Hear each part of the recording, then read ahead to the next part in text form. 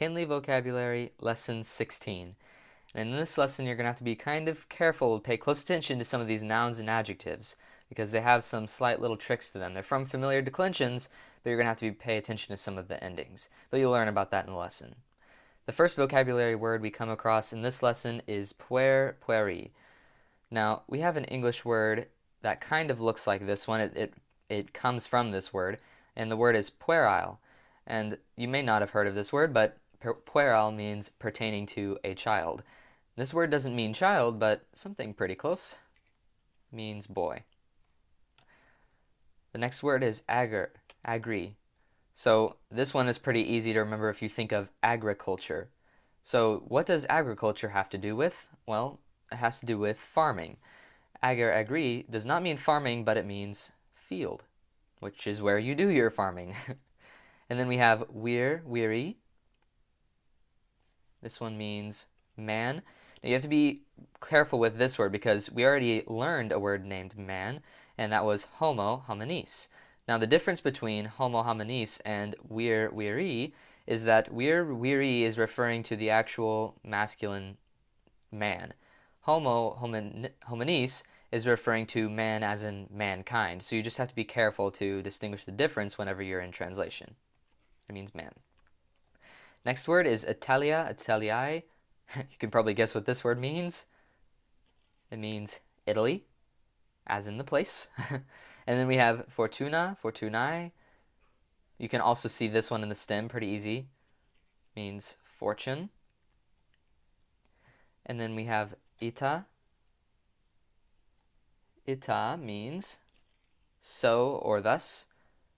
But be careful because so, it's not talking about as if you were to say, so then I went to the store. It's talking about so as in therefore, as in you've created a logical premise syllogism, and so this is what the consequence or the conclusion of your premise is. So that's what this type of so means. So or thus. It's an adverb. And then we have trans.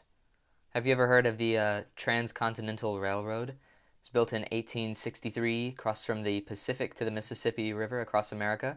So transcontinental means across America. So what do you think just trans means? Well, it means across. And it goes with accusative. And then we have an adjective, miser, misera, miserum. This one you can kind of see in the stem. It makes it really easy to remember if you think of the word miserable, because it means wretched. And then we have another adjective, liber, libera, liberum. If you think of liberty or liberation, that'll help you remember that this means free. And then we have integer, integra, integrum. Do you know what whole numbers versus integers are in math? Well, this is kind of the same thing. This word actually means fresh, uninjured, or whole, which seems kind of interesting because, I mean, think about it, that's what an integer is. But this word is usually used in military references, referring to soldiers, people in the battle, whether or not they're fresh, uninjured, or whole. Fresh meaning they're not tired. Then we have prolium. Be careful because this one looks a lot like premium, which means a reward, or periculum, which means danger. This word actually means battle.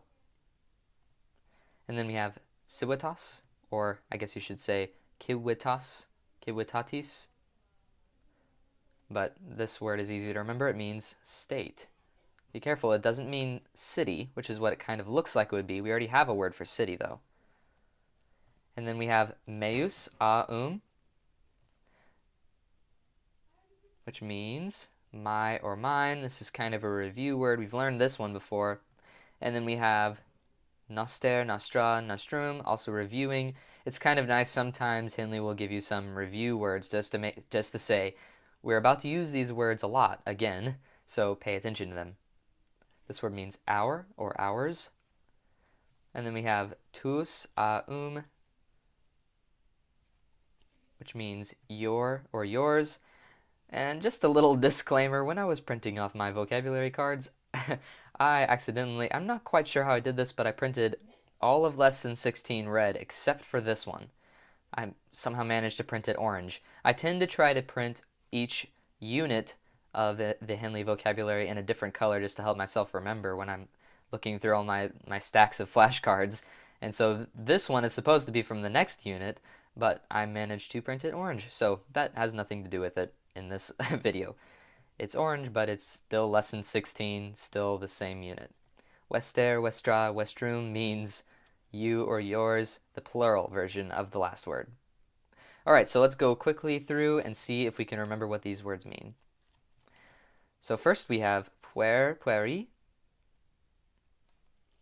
boy. Then we have ager, agri, field. And then we have weir, weary, man. Man versus woman, not man as in mankind. And then we have Italia, Italii. That's an easy one to remember. It means Italy. And then we have fortuna, fortunae, fortune. Ita, which means so or thus. Trans, which means across. Miser, misera, miserum, which means wretched. Liber, libera, liberum, which means free. Not free as in free in the grocery store, but free as in from slavery. Then integer, integra, integrum, which means three different things. Fresh, uninjured, or whole. Then we have prolium. Remember, not primium and not periculum either.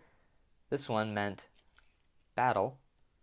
The battle over which one it is. And then we have civitas, civitatis,